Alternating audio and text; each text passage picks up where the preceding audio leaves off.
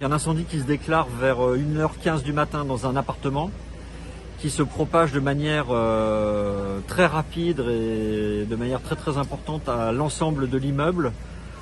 Une propagation importante parce qu'on a beaucoup de combustible stocké, déposé par chacun des particuliers sur leur balcon, d'une part. D'autre part parce qu'on est sur un immeuble dont les coursives de circulation sont en bois. Et à ce moment-là, on a également un vent très important qui souffle. Et donc à 1h du matin, on a le feu qui est attisé par ce vent.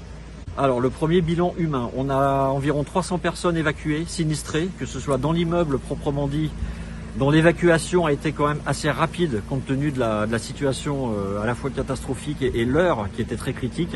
À plus d'1h du matin, les gens dorment. On a malheureusement 8 personnes qui ont été transférées à l'hôpital. Parmi ces 8 personnes, donc ce sont des personnes qui ont respiré de la fumée, donc qui ont inhalé de la fumée, qui étaient réfugiées sur un toit. Les pompiers ont procédé à 13 sauvetages avérés de personnes directement menacées.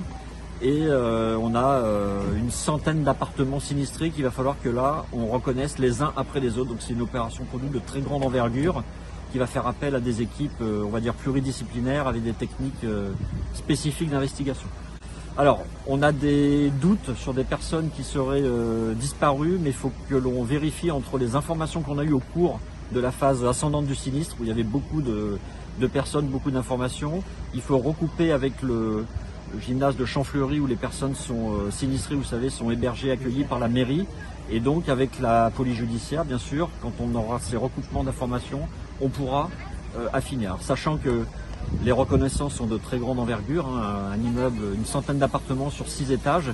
Donc on va reconnaître les appartements les uns après les autres. Et au fur et à mesure, on tiendra un bilan qui pour l'instant est évidemment provisoire.